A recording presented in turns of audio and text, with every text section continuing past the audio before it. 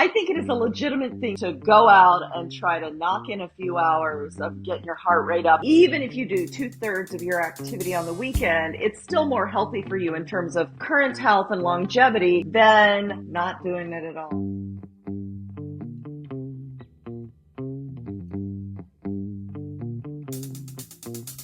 This is the Man Up Podcast, a doctor's guide to men's health. If you've been enjoying listening to our podcast, please hit the subscribe button on YouTube, iTunes, and Spotify. My name is Dr. Kevin Chu, and we're joined as always with my co-host, Dr. Justin Dubin. This week, our episode is titled Man Down, Avoiding the Casualties of the Weekend Warrior with Dr. Vonda Wright. How are you doing, Kevin? I'm doing pretty good, Justin. How are you doing? I'm doing all right, man. So I'm really excited to have our guest on this week, Dr. Vonda Wright. She's a double board certified orthopedic sports medicine surgeon. She specializes in shoulder, hip, and knee arthroscopy for athletes and active people of all ages. She's also an educator, a speaker. She's been on Dr. Oz, The Doctors, has been quoted in the Wall Street Journal, New York Times, USA Today, and more. She has a huge following on socials, and she's really been a really good outspoken person on socials and education for the weekend warrior and making sure that guys like us who are getting older, unfortunately, don't go out and just destroy our bodies.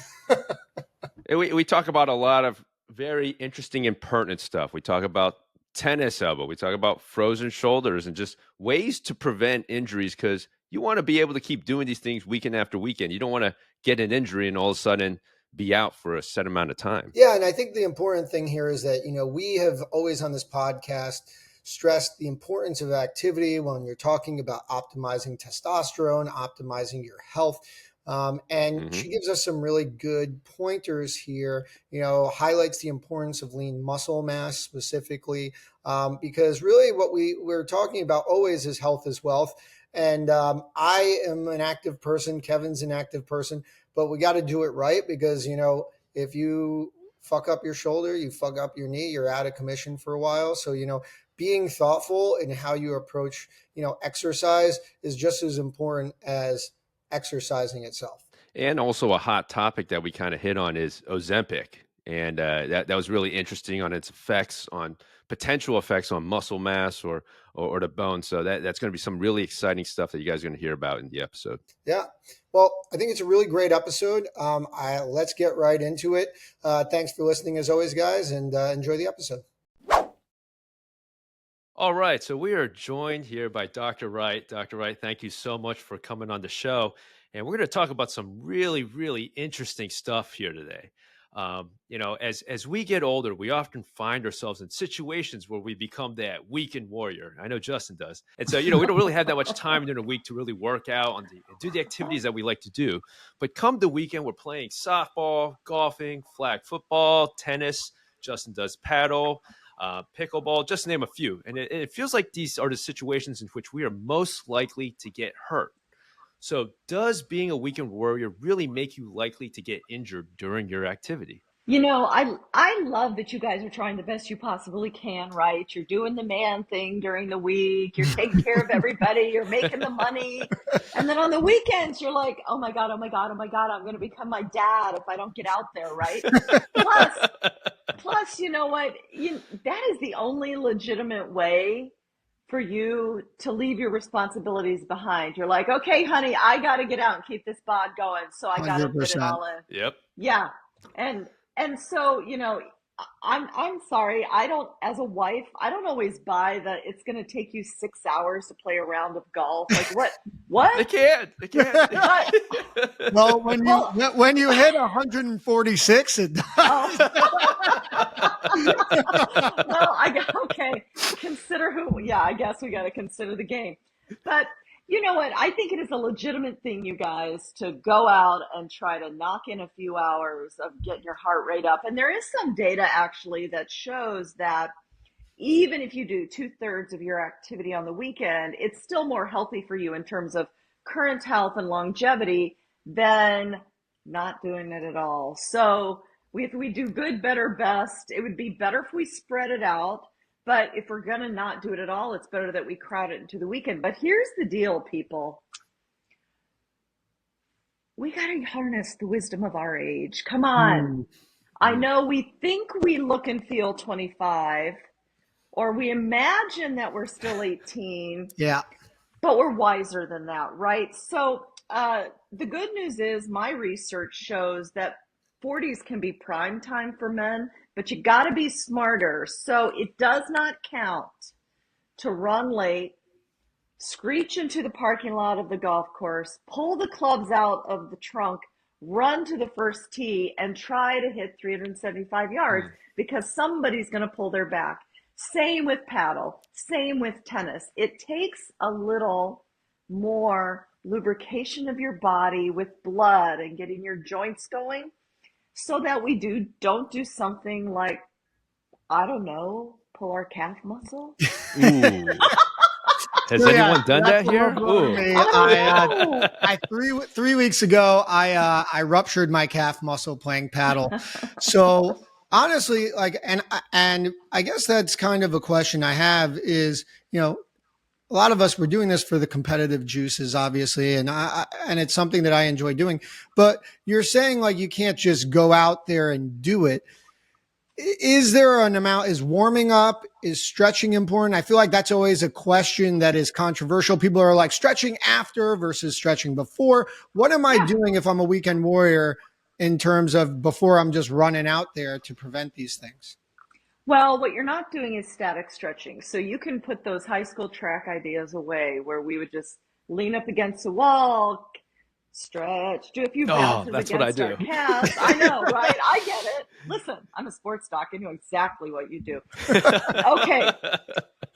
Warming up dynamically, which means making each joint you're going to use go through its full motion. So it's a dynamic warm up. It means a few walking lunges. It means, I mean, I don't know if you have guys ever Jumping play. jacks, so jumping jacks are You good. can you can jumping jack. You can karaoke. You can um, do some ankle raises. There's this thing called the inchworm, which is an embarrassing exercise to tell a bunch of men to do, but basically it's a moving downward facing dog where you Okay. start in a Okay. push up, you walk your feet in, you push up, you walk your Okay. hands out. But the point being, every joint you're going to use, including your low back, needs to be warmed up. And let's face it, guys, you have never watched a pregame warm up in a college football game or a pro game. Professional athletes warm up. They don't just run onto the field. So you're doing cool stuff when you're trying to warm up. You know, if they're asking, you're asking, Kevin's asking Justin, what you doing, man? I'm being a pro athlete. This is what they do. Watch this, right? So you just need to break a little sweat, get it going, because if we don't, we're more prone to injury. And you might spend the first 20 minutes of said game warming up and then being a lower performer, and then you lose money when you bet. I mean, you just can't let that happen. That's Nope. absolutely right. We're so used to when we watch like professional sports, you're watching the pregame show, so you miss all the actual stretching. And these guys, when you go to the game, you see it. They're actually sitting there doing Dude, they're all these. sweating before the game starts. They're They're taking covering the rubber stuff before the bands, game. Absolutely. pulling them out, Yeah. and So listen, I used to be the head football doctor for the University of Pittsburgh football team under the Dave Wanstead era, right. and I would get to the field. You know, athletes have become very regimented. We have a routine. We do the same thing at the same time every game, and so I would arrive on the field exactly 1 hour before kickout when the quarterbacks came out to warm up. But before them, all the other special teams had already Wow. been out for an hour. So this ritual of warming up and preparing for the game goes on for hours before. But you know what that does also? It warms up their brain so that they arrive to the field in a posture of I'm going to kick your ass versus I got to get there because I'm late, right? I'm Oh, pumped I've been up. there. I've been there. I've been late to something. Well, I'm usually very late to most of the events. That's kind of my MO. But it takes me a good 15, 20 minutes of playing, and then I finally hit my stride. And Yeah. it's because you're kind of flustered for a little bit. You're not in the zone. And like that little warm up really does a lot for you. Now, It does. I guess the question then becomes, if we're not warming up, what are the most common injuries you're seeing in guys who are stepping on and just trying to, blast a ball on the golf course or just spike some paddle shot or something like that? You know what? In the last month or so, I've had three guys at various ages. One in his late 20s. It's more common in the early 40s. Three guys rupture their Achilles tendon, and what they'll say is, "It felt like somebody shot me," or they'll be alone on the court and they'll look around thinking that somebody just kicked them in the leg because the Achilles tendon is a big compound tendon the size of my thumb here. And when it ruptures, it is no joke. It just pops. And then you can't get off the field. I mean, several football players did it this year. Aaron So Rodgers. that's really Aaron Rodgers. Yep. Very common. Hamstring pulls, very common. When when you don't warm up for sports that require hip power, like golf is a hip power game, or even tennis is a hip power game. Mhm. You got a lot of pulled groins. I mean, that's unpleasant. Yeah, I thought I ruptured my Achilles, I think 3 years playing in the neurosurgery urology basketball game. But actually, it was just the gastrocnemius muscle was just kind of, strained or whatever. But, on that Okay. topic of Achilles, so, could you identify like what stretch do we, Justin had, pulled his calf muscle. Is there any specific Yeah. stretch to do for, to try to prevent that or no? Well, so here's little mechanics for you. For you to be the most powerful jumper, for you to push through your foot and be able to run the fastest, the ankle joint needs to have the ability to dorsiflex, meaning if my hand is my foot, it needs to go back, not to 90, but to back here. And Yeah. that's all I know. So that's all controlled by your calf. So a few calf lunges before a game is not going to get you there. But great way to stretch your calves out is to take your belt or a towel and sit on the floor and put it around the ball of your foot and pull it towards you. Now we hold the stretch for 30 seconds. We don't just, pull it a few times, 30 long seconds, because then there's enough stretch in the muscle fibers that they will even relax at the end of 30 seconds. So that's one. There's the traditional calf stretch. But, don't forget your hamstrings. So the calf muscle and the hamstrings kind of overlap in their origin and insertion. So it's the whole leg that needs to be in optimal length so it doesn't pop. I've literally been using this every day. I'm stretching like the whole calf. I'm going to give you a little. Oh, let's Nice. see, man. Like one of Yeah. those. Oh, That's why you got to watch the YouTube. But no, that's really interesting. And one other thing that I hear, thank God I've not seen or experienced, is that frozen shoulder. And I know. frozen shoulder, sometimes you're with the boys, you kind of just want to play catch or just rip one back. Or a lot of my friends, like Kevin has a son who's starting to be able to throw a ball, and I'm sure you're going to mess up your shoulder, dude. So how does he prevent that when he starts having a toss with his son? Well, it's to remember that power through the arm is not the arm. It's the hips. So if you don't have good hip motion, if you don't get your butt firing, you're going to use your arm as the power, but that's not where it comes from with throwing. So I'm going to tell you, Kevin, you got to get a better butt. If we want Duly to throw noted. with our kids. So like If you're you want saying to like throw with your squats kid. and everything like that. So lower leg strength is key for those things, actually. Yeah, it's key. But the thing that everybody forgets, that pro athletes do, that track and field athletes do, is speed and agility. All those little drills, ladder drills, little tiny hurdle drills, cone drills. As adults, we give that up, but that becomes critical for us to be more nimble in our sports, it's also critical as we all age to not fall down. So we can't we think working out just as cardio, wrong.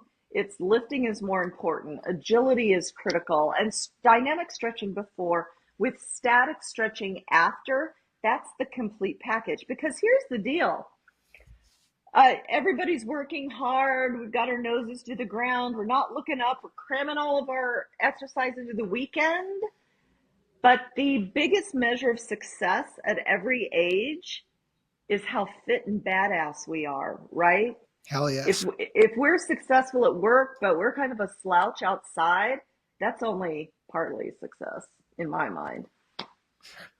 I mean, it makes 100% sense. And one thing that Kevin and I always talk about is, and it's important you highlight weightlifting, right? Because I think a Yes. lot of people are doing a lot of cardio, but Mm-hmm.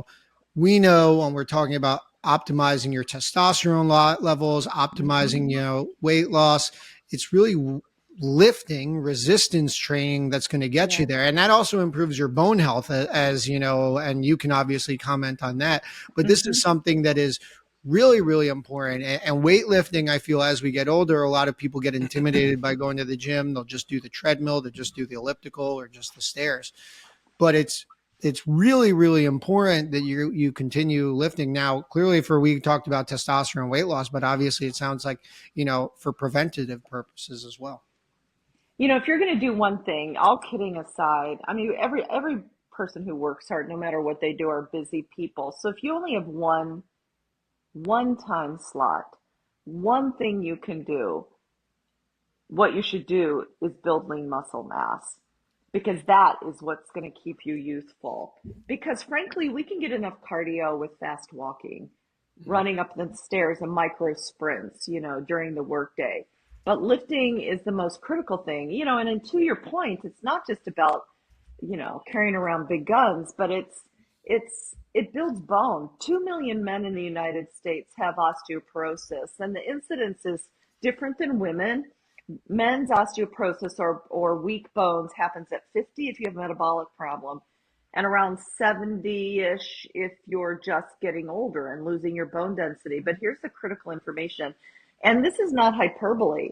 I still have to take call. I'm so old. Why do I still have to take call? But I do. Uh, there should be some policy in the hospital. You get this old, you don't have to. But listen, when a man falls and breaks his hip, 50% of the time, he does not return to pre-fall function. And 30% of the time, because he's already elderly, he will die. And I'm not Wow. making that up. Wow.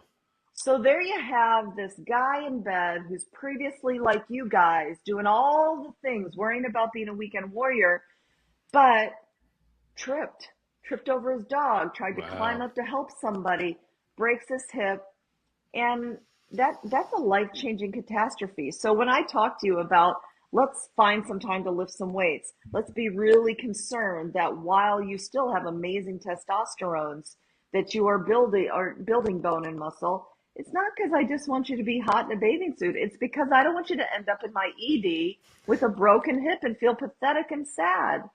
Absolutely. So for our listeners, important, integrate, really get that lean muscle and start building it. Now, Dr. Wright, it's in recent years, it's probably been going on for a while, but a lot of guys talk about doing, high intensity interval training, like HIIT training. Sure. And, Oh, I know.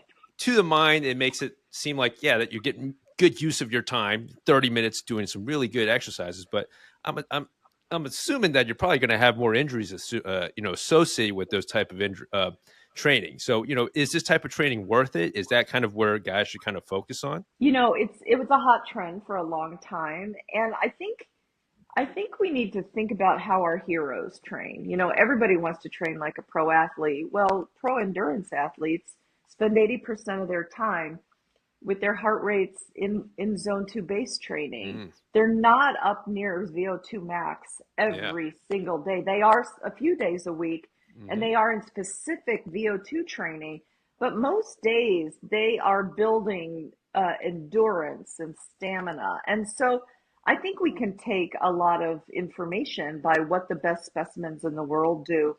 And what I see is when people, I know it feels good. It feels really good to our Yeah. brains to pump, to have that much dopamine.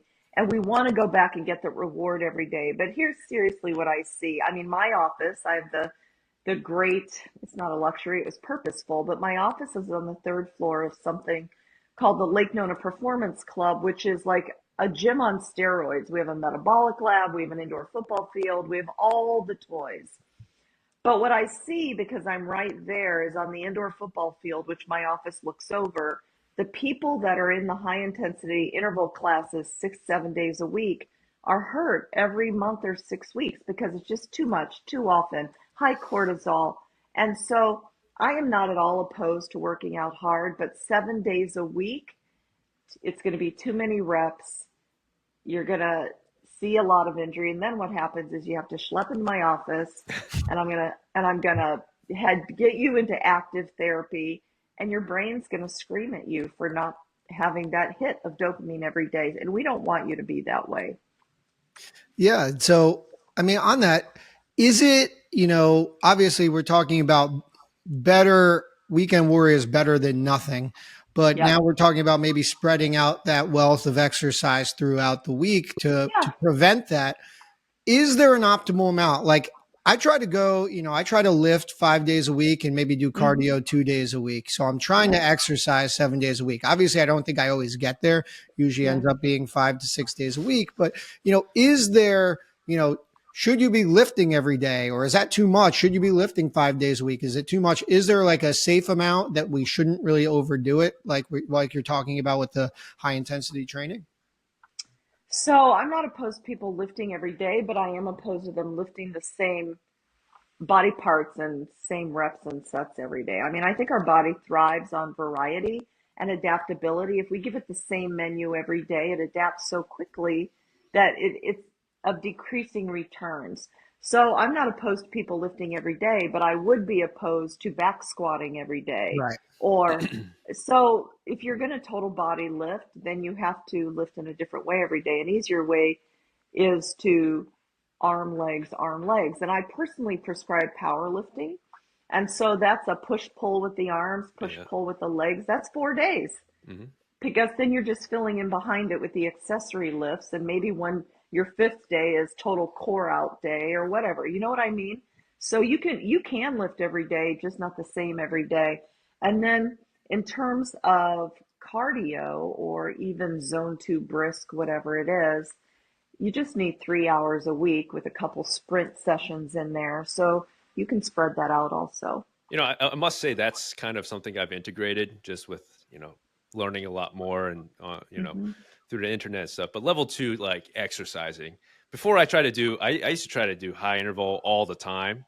But, the more I read about it and the more I learned about it, I've definitely translated a lot more to just trying to get level 2 heart rate, kind of exercises throughout the week, and then integrating just that, like, one session of high interval training during the weekend.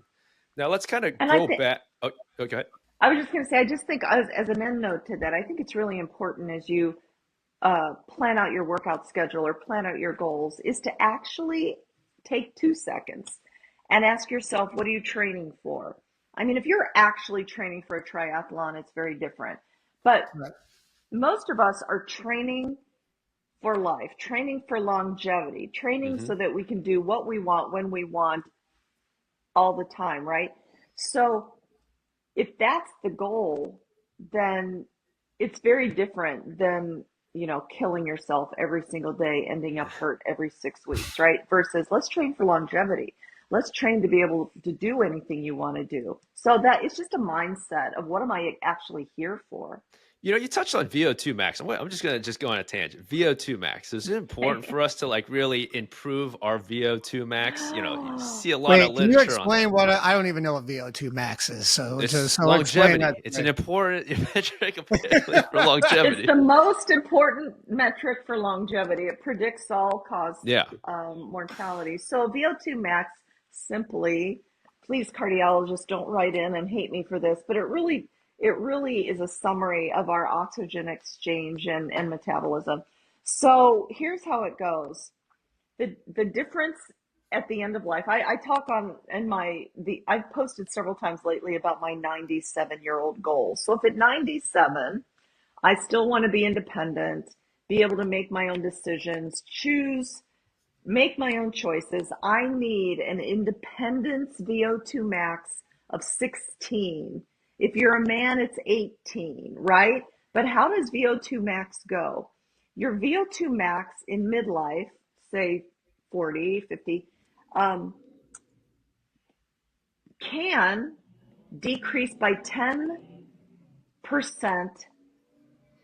every decade. So whatever you're starting out at now in your prime, take 10% of that. So here's my example. I use this example all the time talking about VO2 max. My current VO2 max is 45, which is pretty good for anybody, but very good for a woman my age. 45. So if I, at 50, I'm 57, but at 50, let's say I had a 45, and at 60, I'm going to lose 10% of that if I don't do anything. Let's say I'm down to 40, and I keep doing the math every decade till I'm 80. I'm still going to be independent when I'm 80, right? So that's why it's so critical that we, become fit enough across a lifespan so that at 50 our VO2 max is not 18. I mean, or 28. It wouldn't be 18, but 28. Which some people are, right? They've just been sedentary their whole lives. Their mitochondria never had a chance to replicate, even as children or even as adults, they were so sedentary. So that's why it's so critical. It can really predict our future. But how do we build our VO2 max? Well, VO2 max training is different than sprint intervals. When I say sprint intervals, which I do twice a week, it's after 45 minutes of zone 2, which is a base heart rate. I then run as fast as I can. And so technically it's sprinting. I don't know if anybody watching me would say it's sprinting, but it's as fast as I can go. And I know. So, I'll give you the numbers. If I'm zone 2ing at 4 incline, 4 mph, then when I'm going to sprint interval, I pump it up to 11, and I'm just trying not to fly off the back, right? Right. 30 seconds, 4 sets. But if I am VO2 max training, it's 3 or 4 minutes of as hard as I can go for 3 or 4 minutes. And then I only get to recover for an equal amount of time, 3 or 4 minutes. And then I got to go again. And you repeat that 3 or 4 times. That works on your VO2 max, and it's not fun. It's like puking on a a treadmill when you're getting your VO2 max versus zone 2 versus sprint intervals. But it's important, right? Because it really does predict your independence.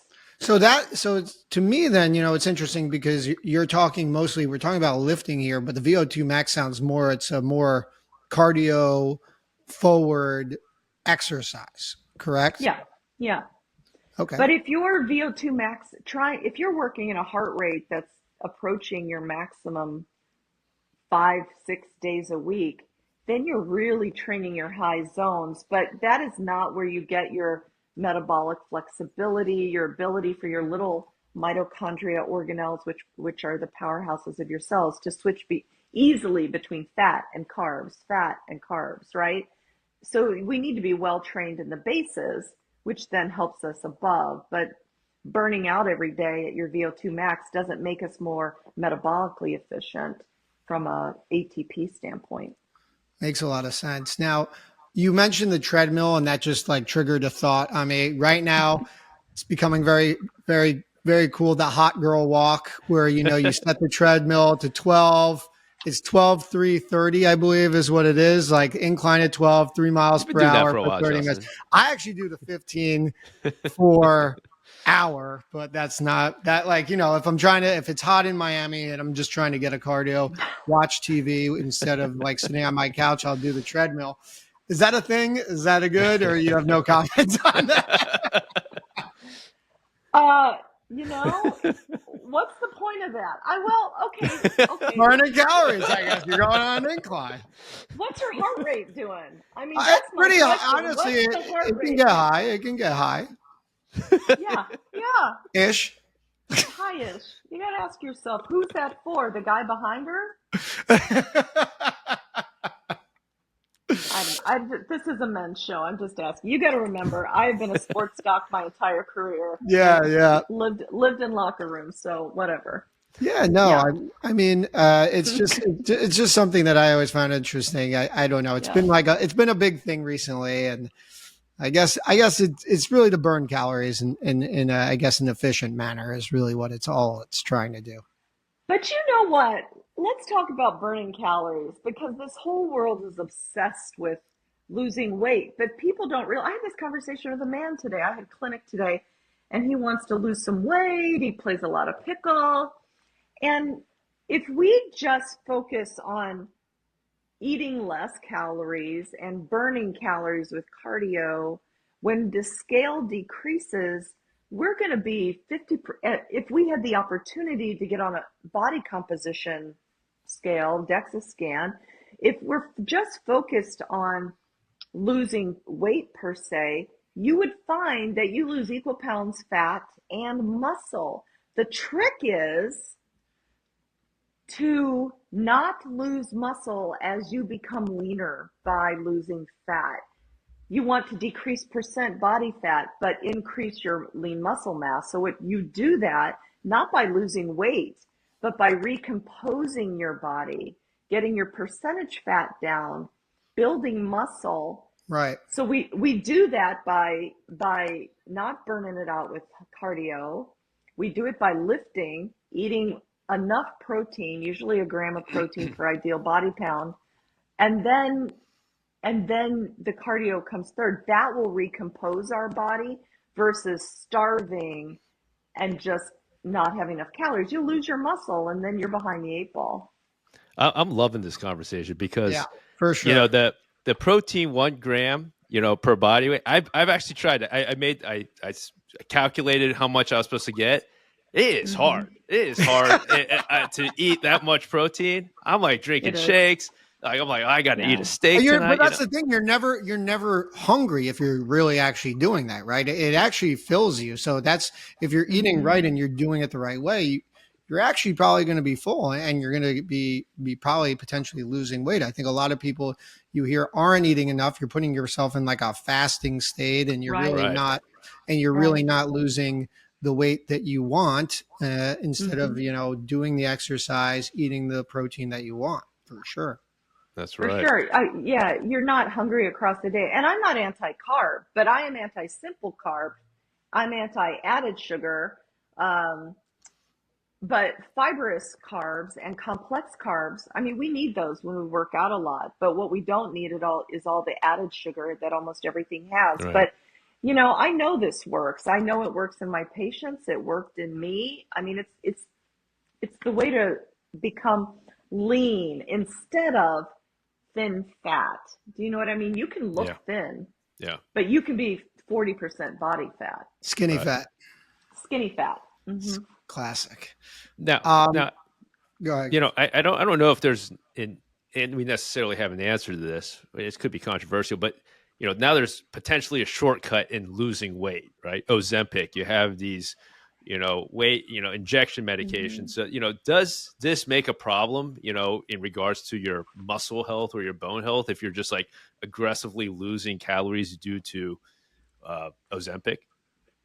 I think more and more advantages of Ozempic are coming to the forefront. And I'm not an expert on heart health. I know there's a lot of those advantages, but what we do know is that if we're rapidly losing weight, we're going to be losing muscle. And we know that's true with Ozempic. So the question is, well, and you know, correct me if I'm wrong, but I've read a lot about this and talked to a lot of people that Ozempic's primary happiness is to cut down the food buzzing that goes on, because some people who have a lot of trouble with controlling intake, it's not that they don't know that they shouldn't be gorging at the various times, it's because there's this food buzzing, and I don't know any other way to describe the conversation that they tell me about in their Yeah. head. But Ozempic then stops that conversation and they're able to control their behaviors, right? So I think it can be a lot of good if it is done in a way that we get enough protein in and Mm, we don't lose our muscle mass, because if we lose muscle mass in equal amounts to the fat we're losing, we're just putting ourselves behind a metabolic eight ball and setting ourselves up for disease in the future or become metabolic dysregulated. So I think we just have to be smart, because nothing's free.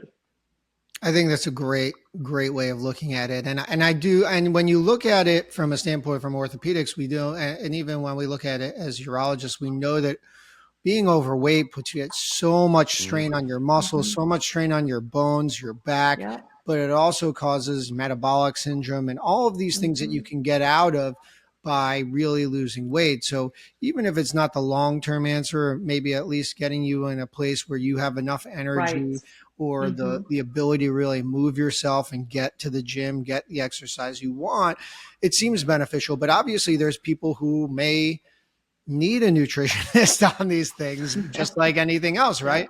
Yep. And I would Yep. imagine, especially for women who are postmenopausal, but that's like a whole other conversation. Obviously, we're talking about men here, but I Yep. still think it's a big risk factor, especially for guys. You know, if you have osteoporosis, if you're someone who's older, you still have to eat right and do things. And I think it's in the similar vein of when we put guys on testosterone. I have guys, they come in, they've been on testosterone for 3 months, they're still fat as shit, and they're going, why am I fat? Like, my testosterone's good, I feel good.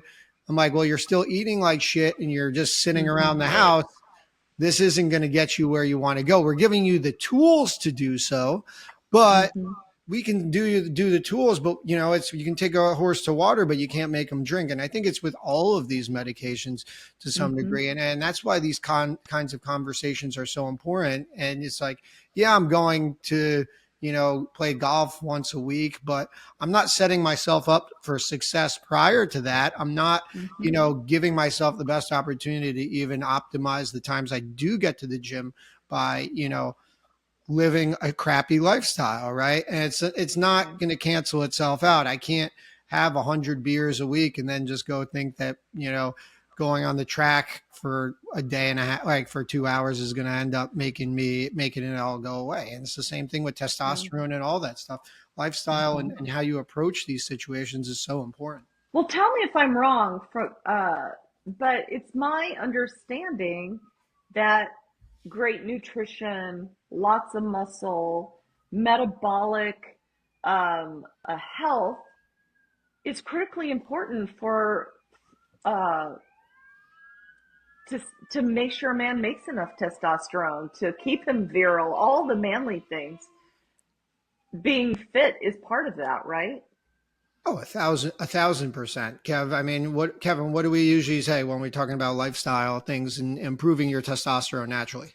It goes hand in hand, right? Right. Healthy Yeah. lifestyle, healthy diet is going to cause, have you have a good, healthy, improve your Mm-hmm. testosterone levels. Now, there are some guys who have low testosterone levels and are just inherently, and so they need some testosterone to kind of get them up to a normal level and to start helping Mm-hmm. them maintain better lean weight and all that stuff. But for the majority of people, as long as you're eating a healthy diet, healthy lifestyle, your testosterone levels are going to be good. Yeah, I mean, sleeping well, getting good sleep, right? You know, eating healthy, decreasing processed foods, increasing organic fruits, vegetables, protein, Mm-hmm. weightlifting. We always tell patients weightlifting over cardio because of that. You know, there's a lot of Yeah. data on that. Mm-hmm. Decreasing stress, and that includes helping you with exercise and, you know, getting natural sunlight. All those things are really, I think, probably going hand in hand with testosterone, and they also go hand in hand with, you know, overall preventing your bone health and helping your bone health. And we're starting to see just, you know, that there's risks of frailty and Mm-hmm. risks of, you know, post-operative complications across the board in people who have low testosterone, especially those who are, you know, recovering often. There's some data suggesting recovery from, you know, orthopedic surgery procedures, Mm-hmm. especially the recovery is better in men who have normal testosterone. So Justin, uh, there's that. there's that recent, you know, journal article that came out that basically associated low testosterone with increased, you know, cardiovascular mortalities or All-cause morbidity. mortality, Yeah. cardiovascular mortality came out this week as we're recording. Mm. So these are all serious things, and I'm sure, as you alluded to, like breaking your hip. I mean, Well, damn. and you know, it's pretty well known in orthopedics that if you get a man coming in, whether he verbalizes that he's feeling weaker or tired all the time, but he starts popping tendons right and left, like a guy who comes in with a rotator cuff and a tennis elbow and his Achilles hurts, multiple tendon complaints. My my before he walks out the door, I'm ordering testosterone levels on him because we know that that's a sign that or the multiple tendinous issues is a sign Yeah. that maybe his testosterone is low.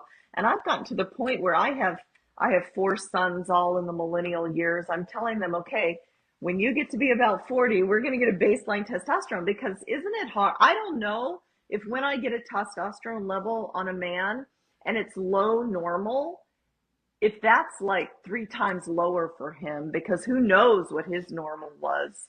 Am I making that up? Or I think baselines could be important. It's controversial. Yeah, it's a controversial No, subject. but I mean, there's no wrong. There's no wrong answer. There's some data suggesting, that across the board testosterone levels are the same at all ages. There's other data suggesting that your testosterone does decline as you get older. There's different age ranges with certain testosterone levels. So, there's varying data, and it's kind of yet to be elicited the truth, but I kind of lean towards the age thing. Like I can't imagine a 25-year-old guy whose testosterone is 350 is the same as a 75-year-old guy whose testosterone is 350. But Yeah, either way, I wouldn't want them to be that, low. So low. Kevin, what do you think? Well, I mean, there's also the argument that, you know, now in general medicine is like, why are we waiting until you hit that lower threshold to start kind of talking about, hey, thinking about treatment for a patient, right? Like, okay, like your testosterone is already in the lower third. Let's Let's do just wait a something. year. It's going to get there anyways, but let's just wait a year Yeah. till you're really much more in the shitter, you know? Yeah, But and that's controversial though, right? very controversial because it's so interesting though, because we're talking about prevention. And obviously that's something that Kevin and I talk about this. A lot of people talk about this. This was I was just at the AUA, our urology conference, and was having a very serious conversation about this with a couple of people. And we don't really know yet, but I think that there needs to be some people looking at this. Now, I guess kind of on the same vein as here, we're talking about guys with low testosterone, maybe a higher risk for injuries. Are there other men who are at higher risk for getting these kinds of injuries, like weekend warrior injuries, any medical problems? Or is there specific people? And what's that age too? I guess that cutoff. You were saying 40-ish. Well, I think guys who have been on any kind of chronic steroid load, maybe they've had an autoimmune disease, maybe they've grown up with asthma across their lifespan, that gives them constitutionally less collagen stability. Maybe they have been. Now, I'm not picking on these people, but maybe they have been in relative energy deficiency. Maybe they were wrestlers their whole life and Right. they gained weight, they cut weight, they gained weight, they cut weight. That's pretty confusing for a body. And I love wrestlers. I'm going to get a bunch of hate mail from my wrestling friends, but that kind of up and down, it has to have metabolic consequences. Now, in terms of at what age do men get more injured? Listen, some of my original work at the University of Pittsburgh was on musculoskeletal aging, and I studied people from 40 to dead. 40 was the original cutoff, and the NIH granting 35 was old. I raised up the start of midlife to about 40, but here's Thank you. I mean Thank you for that. I know, right? You guys, We thank you. Men in their 40s are in prime time. Listen, I've always said men in their 40s can be almost imperceptibly less strong than they were in 25, sometimes more. They have the advantage of hopefully being out of school. They've worked a while. They have some money to spend. They're getting to be more independent. And for those that have played their game a long time, there comes this tactical acumen where you don't have to think about every decision that you're going to make in a playing situation. You've just done your game long enough that you're better at it. So as long as uh, you continue to invest the time in your 40s, what I've seen in our work is that you can be remarkable. What I've also found, though, is that because lots of my studies were done with at least 50% men, sometimes more, we're capable of maintaining our lean muscle mass across our lifespan. We did this study looking at triathletes and we did MRIs of the mid thigh, took an axial slice cross section, and we looked at total muscle volume, we looked at intramuscular adipose tissue, we looked at strength, and we compared what happened between a 40-year-old triathlete and a 75-year-old triathlete, and compared that to sedentary people. And here's what happened. If you can envision the 40-year-old triathlete's thigh with the femur in the middle, Right. and the quads on the top, hamstrings on the bottom of the picture, it looks like a flank steak. Gorgeous, lean muscle, no infiltrating fat, very thin rind of subcutaneous fat. When you look at the 75-year-old triathlete's picture, it's almost the same. Wow. It looks All like right. the next slice on an MRI. But when you sit around for 35 years, you go from flank steak to rump roast that you'd never even feed your family. Ooh. So if we invest in our mobility across a lifespan, our studies showed you retain your bone density into your 80s, you retain your lean muscle mass, you produce more of a protein, longevity protein called klotho. The contraction of skeletal muscle causes the transcription of the gene that makes klotho, the longevity protein. But critically important, and this study took us 5 years to do, we proved that chronic mobility, and to the level of weekend warriors, but not pro athletes, maintain executive function in our brain.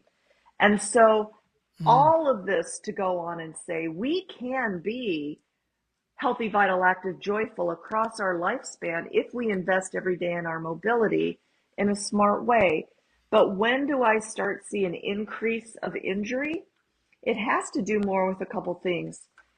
Did you have critical injuries when you were a young athlete and now you have so much arthritis that you're bearing the brunt of it? That's number one. I see that a lot my own husband was a pro hockey player, played 13 years, has had 15 surgeries, and was injured as a young man. So we're dealing with those now, right? So Yeah. that's bucket one. Bucket two is never was injured, but now he's 50, 60, maybe low testosterone, maybe never stretched out a day in his life, and has a higher incidence rate. And in orthopedics, we see different injuries for different ages. Achilles tendon ruptures in the 40s, quad tendon ruptures in 50s and 60s, rotator cuffs almost consistently in the 70s. So there are some age brackets, but I didn't want to give those age brackets without telling people that we are in so much control of our health and aging, and it really matters, this conversation we're having.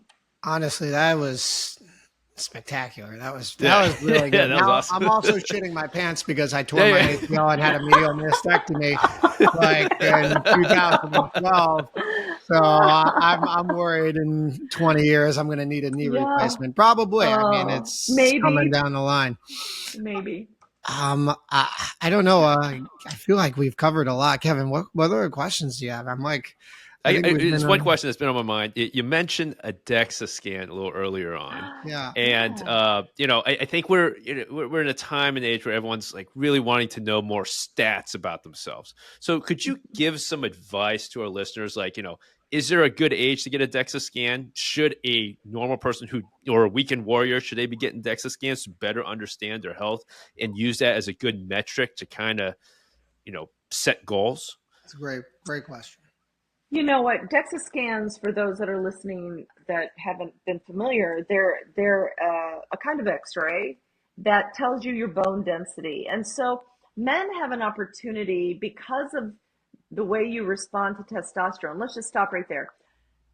Men and women both have testosterone. Yes. Yep. Very Men important. and women both have estrogen, right? Yes. We both get it. We just respond to it differently. So men respond to their testosterone by building bones that have much thicker cortexes than women. You lay down more bone. So that's why and then you maintain your testosterone. Unlike women whose hormones fluctuate every month, and then estrogen walks out the door and slams the door and never looks back. Testosterone in men can be pretty continuous into their elderly years. And so you continually get the benefits of that.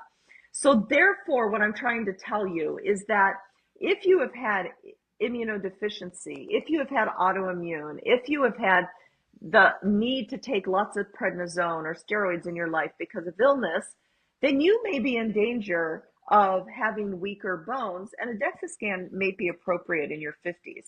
But if you're a regular healthy guy who hasn't had those issues, we don't commonly recommend a DEXA scan unless you fall or in a non-traumatic way, meaning you're not driving your car into a tree, in a non-traumatic way, you break a bone. So how did I slip off the curb and break my ankle? How did I fall down and break my wrist? The number one predictor of fracture is fracture. At that point, I would think about my bone health.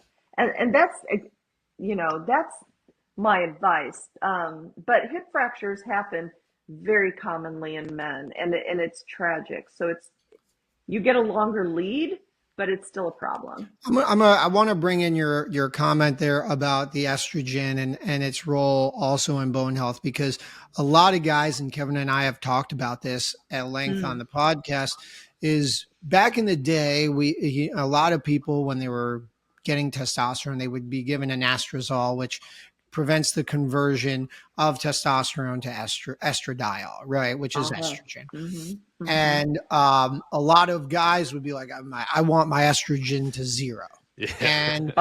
And really? So guys were walking around blasted off on T, but their estrogen was zero. And, those are guys who back in the day, we didn't think about it. Those are the guys who needed DEXA scans, because they are, estrogen is such an important factor for bone health, including obviously testosterone as well.